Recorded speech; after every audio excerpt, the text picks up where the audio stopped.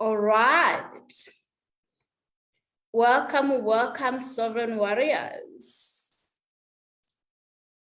Welcome to Warriors of Light, our weekly transmission, Thursday transmission.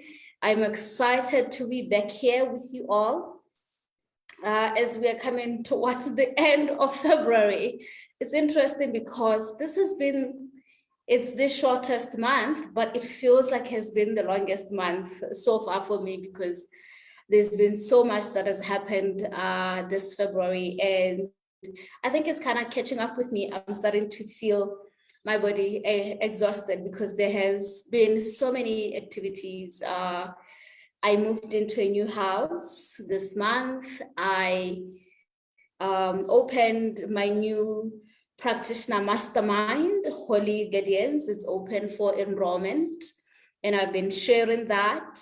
As part of preparing for that, I had a photo shoot, which was very nice, very exciting for me because I'm currently activating my beauty codes, So I had a photo shoot.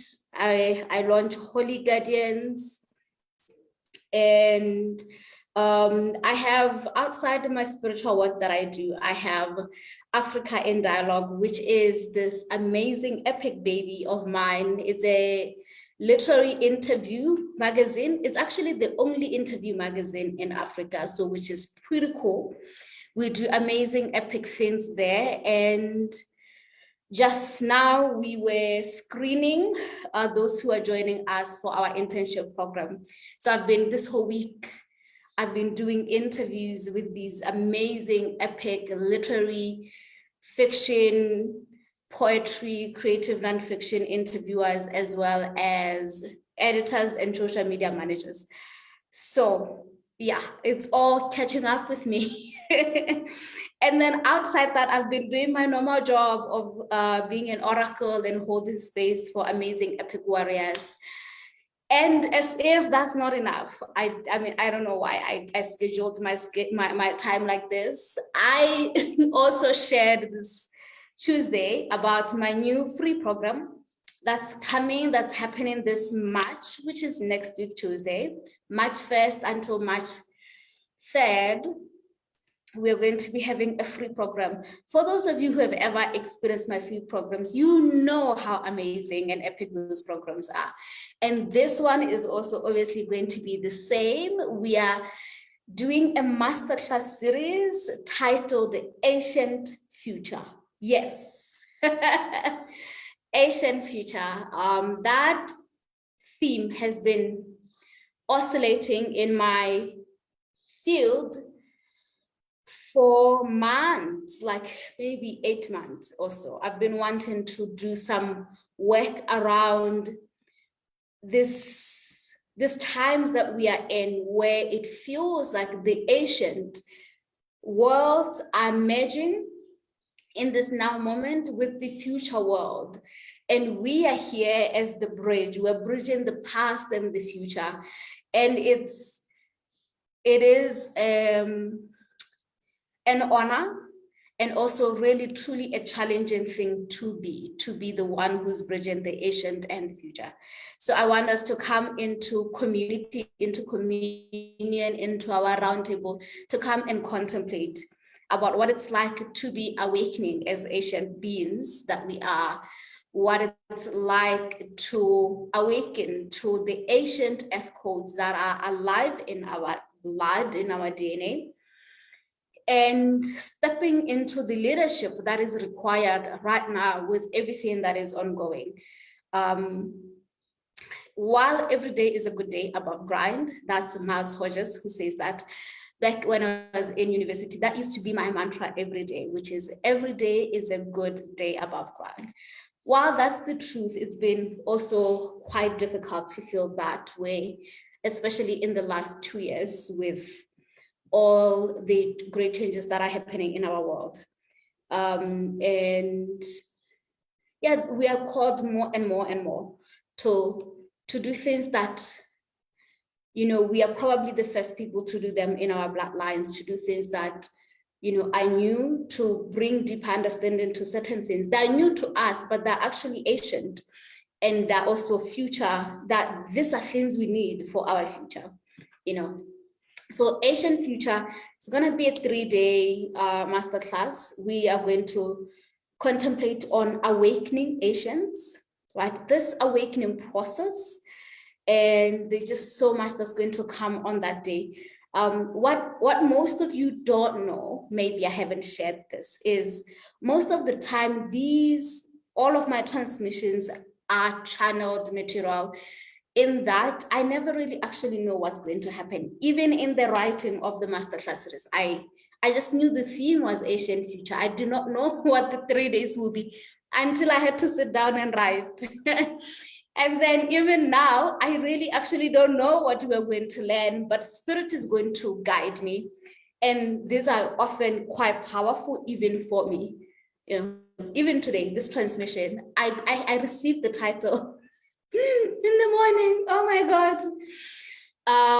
So if you're like the kind of person who likes to prepare, you will freak out living my life, because there's just like my spirit team, they're just like, just chill, we'll show up, yeah. So yeah, awakening Asians. Then we're going to talk about ancient F codes. I'm excited about this. Exciting activations as well coming through, and Asian Future leadership. This one, I particularly want to hold it with you, the leader. Being a leader is not just about political leadership. We're talking about leadership in all the different facets of our lives. And some of you, most of you probably, you are already always the leader in your family as the genetic path cutter. You are the one who's going first. So because of that, you are naturally a leader. So we're going to have some conversations about that. And I'm excited. This is 6 p.m. And I'm really, really going to try to make it a 3-hour masterclass series, right? So, but just minimum, it will be 3 hours, because I've tried to make it 2 hours before, it never works. So 3-hour session, come and join. You need to register for this. You can go check my website under free program. You should be able to see it and fill your details to get the Zoom link. We're going to be together on Zoom. You have an opportunity to call in, have a conversation, and yeah, it's going to be great. Okay. So are you coming? Did you register? Let me know in the chat. So how have I been? I have been exhausted. Like today, I slept until, I woke up in the morning because I had to do, my physical trainer was here doing some exercise, and then I went back to sleep until 12:30 because I had work. I've kind of work, and now I'm here. Okay, so are you excited? Are you excited? Let me know. If we're not excited, I don't know what we're doing with our lives about Asian Future. So I'm just gonna check Facebook. Yes, Tato is coming through. Yes, Tato, thank you.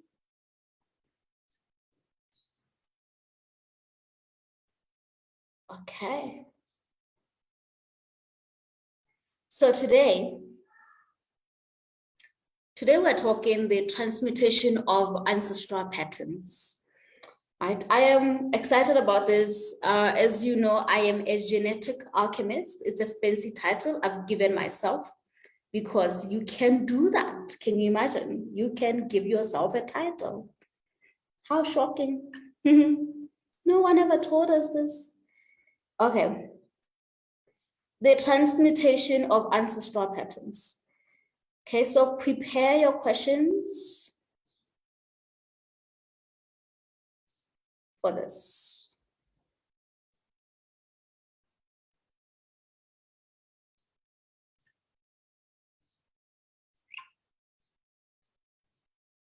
Okay, great. Yes, Palisa, thank you. Okay. The transmutation of ancestral patterns. Okay, so let's begin on how patterns are created just generally, right? Or let's just pull back a little bit on the process of incarnation, right? So the process of incarnation is that before you enter our planet, and right now our planet, it is at a point where it is currently at the most dense aspect of itself it could ever be along its evolutionary cycle. So what that means is that this is the most difficult, darkest time to incarnate on our earth. And this is just the cycle as well. It's important to understand that what we may call this dark age or dark period is the cycle that the earth or any planet moves through, right? We went through a cycle of moving from higher worlds and moving down to the third dimension. And now we are beginning to rise up. But we were here at the pivotal point where we were at the most extreme dissension or the most extreme separation from source, from the higher worlds. And now we are beginning to make our move back to the higher worlds. And so because of that, all of us who are here, having been incarnated at the time in which there's been a lot of density, a lot of difficult or dark frequencies in the earth, our incarnation itself automatically means that we came into this earth carrying those energies that are surrounding our planet, that are being emitted by the humans who are alive or who've been alive in the past. And we are here to come and cleanse and transmute those patterns. This is everyone on planet Earth. No one is exempt from this, right? So think of it this way. I think I've spoken a little bit about this. When we go through pain, I am actually getting a little emotional because of, this last couple of days of what has been happening. But what was coming up is, it's currently what's happening in Ukraine, between Ukraine and Russia. And I have a couple of friends who are Ukrainian, and I have actually experienced being a team leader between someone who was Russian and Ukrainian, and they used to fight quite a lot about the dynamic of their countries. But the reason why I'm thinking about that is because of war as an energy. When we fight each other, in whichever way we do that, the pain that is created by that is so huge that the energy of it moves from our physical bodies and it begins to hover and affect our other bodies, which I call the subtle bodies, our subtle bodies. And then this also extends to our homes. This extends to the entire lands. This extends to the entire planet. Right? So when you think about the last 100 years, just 100 years, we're not even going further than that. We've had two physical world wars, right? We are currently in another different form of a war, but it's a psychological one. We've had different diseases. We've had many different things that have happened just in the last 100 years that are quite difficult, right? And the ancestors who have lived in these last 100 years themselves have had to move through so much, right? So I don't know the range of ages of people who watch me, but I'm assuming we've all been born in the last 50, 60, maybe 70 years. I don't think there's an 80-year-old who's watching me. That would be interesting. 70 years, maybe even 70 years is probably pushing it. In this last 60 years, when we're all coming into our planet, the energies of the previous wars, previous difficulties, struggles, the sufferings of our countries that we incarnated with, those energies surrounded these countries we were born into. And when you enter into the earth as a consciousness, you pass through what is called a field, right? And that field, or it's the morphogenetic field. Morphogenetic field is like a field that has information about whatever that land is, or whatever that bloodline is, right? It's about holding the genetics. And if you watch my genetics DNA, genetics is what is the code of life, right? So we receive the code of life from these fields when we are entering through our mother's bodies. When you're in your mother's womb, in those 9 months, you are in that field, you are connected to that field, to the quantum field, receiving information about the psychic energies that are collectively happening, right? So for example, children who were born in the 90s, I am one of those people. During those times, one of the energies that was happening in the late 80s and 90s, this was the surgence of HIV and AIDS as a disease, and it was rapidly moving across the world, and many people were transitioning. There was a lot of great pain connected to our sexuality. So it's not shocking that the children born in the 90s are here to come and expand on our ideas of sexuality. It is what we call the incarnational cross. It's the cross we bear as those who were born during that era. And we will continue to bear those crosses, and the cross of that energy will become the patterns that we will have to move through, we will have to transmute. Are you with me? Right? So during this generation, in the last 30 years, since the 90s, conversations on sexuality, the battles of the sexes, has been a big, big conversation, right? Because that's the incarnational cross. There was a point where those who were born in the 1920s, who were born during like World War I, they moved, and the incarnational cross was around ideas of inferiorities and nationalities and identities, because the wars was about that, right? So whichever energy, pain is happening collectively, as the collective souls born during a specific age, we will bear the energy in our lives, and that will become our pattern. And generally that means that's the ancestral pattern, because it's about the pain that those who came before us were going through is continued by the next generation. We continue to keep cleaning up the pain, right? So this is not us even going to our individual ancestry. It's understanding that just by being born in an age, being born in a land, right? So we look generally, if you want to understand the ancestral patterns you're holding, one, you look at what was happening in that decade when you were being born, right? Then you look at what was happening in that decade in the land you were born in as well, because you will also bear the incarnational cross of your land. The events of that land will influence your psyche, who you are. It will become and create the patterns that make up part of your life, right? Yes. Hello, Sibongile. It's been some time since I've seen you. Welcome. Yes. Are you with me? Are you following?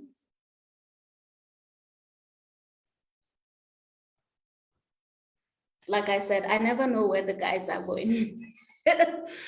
I never know where my I am higher self is going. She just likes to pop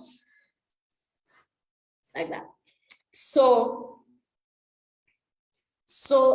everything in the planet is cyclical. There is a cycle, there is patterns, right? The signature of all things, or the signatures of everything, right? It's the singularity, they call it also the Fibonacci sequence, which now we are realizing the Fibonacci sequence is actually the sequence of the matrix. It doesn't mean that's actually the sequence of the true living God.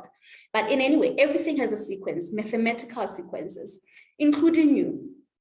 So everything that has happened in your life, it's a pattern. Everything can be traced to specific things that are surrounding and influencing you, right? So the time, the era, the land in which you are born influences you. It makes the collective ancestral patterns that you will have to bear in this lifetime, right? And then now let's go to our bloodlines or the genetics lines we are born in, right? I want you to contemplate with me. So certain things you can contemplate in is you start with your parents because they are your living ancestor, right? So the relationship or the dynamic between your parents in the moment of your conception, when you're conceptualized, will greatly influence your emotional body, physical body, spiritual body, and mental body. The first 21 years of your life, you are developing specific things based on what is unfolding in the home, what is also unfolding between you, between your parents, whether they are together or not. You are currently receiving in training those patterns, whether you're conscious of it or not, right? Even when our parents have transitioned also, we are still influenced by by them not being there, of course, right? So the first 9 months when we're in our mother's womb, this is when we are receiving the collective energy, the one I spoke about what was happening in the decade when you were born, the big thing you can remember, and how has that influenced you? And could you see a pattern related to that or no pattern at all? Does what happened during that era influences the same exact thing in your life in any way, or there is no relationship at all? Rarely would you find that if there's no relationship, there's always a relationship. Then from 0 to 7 years, this is when we are developing physically. So this is when we're starting to realize we're in the physical world, and we're very attuned to both the spirit and the physical world. And during this time, the patterns we're picking up on are around physicality, right? And we become attuned and aware of certain things, right? This is for the first time when you will interact with whether your physical world is abundant or is lacking in resources, right? So meaning at home, have you come to discover if there is enough for everyone in the home or there is not enough, right? So this is the beginning of our relationship with money during that physical time, resources. During this time, also, this is when we're building our relationship with the masculine and the feminine, right? Depending on how we're being raised, who is raising us during this time, right? Often the pattern that is happening there, often it's a repetition, as in like your parents are going to parent you the way they were parented. So the pattern is moving from one generation to the other, right? So you will probably experience a similar pattern. It may be different for some people, but on most general is the same thing. And then you're also picking up on the emotional cues that are happening, as well as the physical relationship between your parents, whether it's existing or not existing. And this creates a pattern for you. You pick it up at this point. Right? This is why the first 7 years are so important. It's like the most basic thing that will later become important to us are imprinted here, which is relationships with the other the other sexes, the other genders, all of that, it's entrained here. Our relationship with money, which becomes a big part of our lives when we're adults, is also reflected here. Our relationship with the physical body, how we feel about the physical body, whether we move through having a weak body or a not weak body, it's also cultivated here. Were you a weak baby or not a weak baby? How has that influenced your relationship with the physical body? And your relationship with your parents. Listen, we cannot transmute anything in this planet without ever touching the mother wound and the father wound. You can't skip that. You can try, but you eventually be led back to that, because this is the most fundamental relationship of your life. It will influence who you become in ways you will be shocked by until you start doing the healing and you're like, oh my God.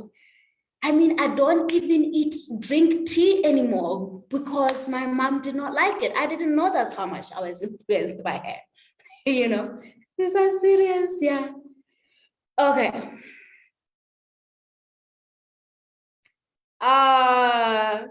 Yeah, welcome back, Simongile. Really happy to have you back. Yeah. Okay. So this is a fundamental relationship. So we have to look at what is the patterns of our parents, their financial patterns, their relationship patterns. Here we pick on them, and they become the blueprint or the template we will believe in for most of our lives until we realize they are not the actual or the final template, and we change these patterns. But the beginning of all patterns are within your relationship with your parents. And then from 7 to 14, right? This is now when we're developing the emotional body. Remember, this is when you're like becoming a teenager and you're starting to become aware of the changes in your body. And you are also starting to relate to other people other than your family. So your emotions are quite heightened during this time, right? So this is when we develop our emotional bodies, but also this is when we develop our emotional defense mechanisms. The emotional defense mechanisms that we often all automatically choose are the same emotional defense mechanisms that our parents often use. So a defense mechanism, maybe, I know my emotional defense mechanism is control, wanting to control how things are, right?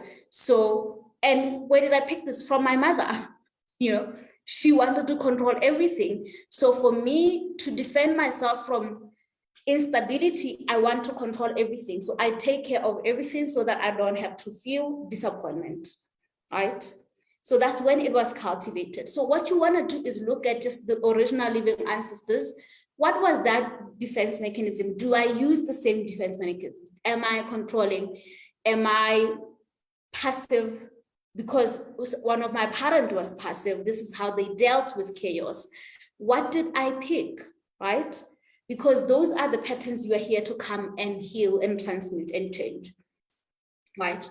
From 14 to 21, this is our mental development, right? This is about what belief system. The emotional development, it is the most fundamental, 7 to 14. It is the most powerful. It is where you're going to spend most of your healing journey in the beginning. That's what you are healing, the emotional body. And in fact, it is the emotional body that is often so ignored, that we are often so shocked with certain things happening because we were not all taught, fully taught, that we are emotional beings and deeply influenced by our emotions, and that our emotions are not necessarily connected to what's happening physically. If you feel anger, that anger can come and that's what you are feeling. Doesn't have to be triggered by anything. If you feel sadness, if you feel depressed, if you feel anxiety, these are contents of your emotional body that are not always directly connected to particular events. And this is where the mental health fails humanity. Our government fails us here because we have ignored this body, right? And so what I can tell you, very difficult to come to, most of us, emotionally, we are probably 8 years old. Most of us are in relationship with other people who are actually 8 years old in their emotional body. So when you are having a conversation with them, it has to click that you are actually conversing with an emotional body that is 8 years old. This is just on average before we do the transmutation work, before we begin to heal.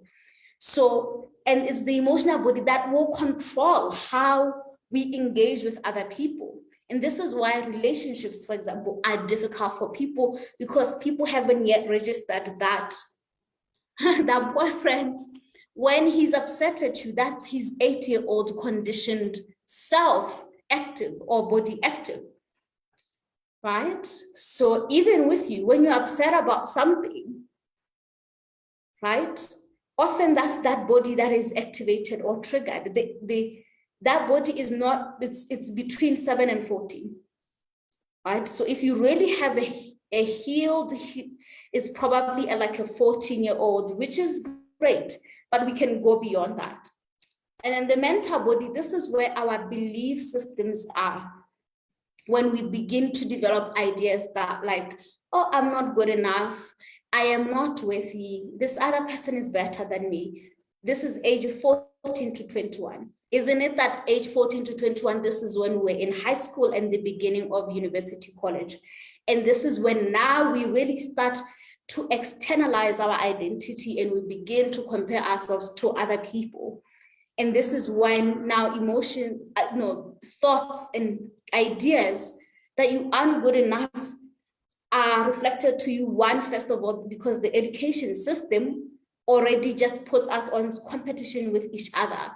And then we already automatically know, oh, that person is better than me because they are number one in class, right? This is the beginning of the mental body and the beginning of your mental defense mechanism. When you are shouting at your partner, that's your mental body doing that, defending itself, right?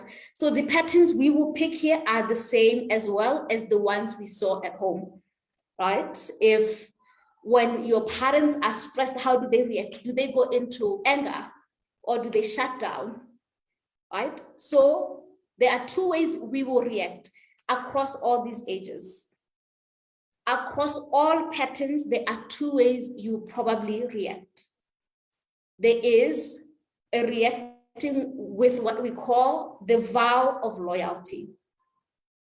If your father was always angry and frustrated when things were not going his way, when you are in a vow of loyalty, when things don't go your way, you become angry and frustrated. You continue the pattern of reaction similar to your bloodline. If that's how people at home respond, they shut down. When you're in a vow of loyalty, you have vowed to be loyal to the patterns of your people, you react the same way. When you are in another version of it, which is the vow of rebellion, if your father used to get angry and frustrated, you shut down. You close yourself in your bedroom and just cry by yourself and never talk about what is frustrating you. You go passive. You have made a vow somewhere between these ages that I will not respond like my father. I will go against this pattern. I refuse to be angry. So, however, the problem is that with a vow of rebellion, sometimes we are now fighting something that wants to come natural, which is expression, and then we shut down, which is not necessarily also healthy, right? So we are in two extremes. We are loyal to something that is not healthy for us, or we are in rebellion to something that is also not healthy for us,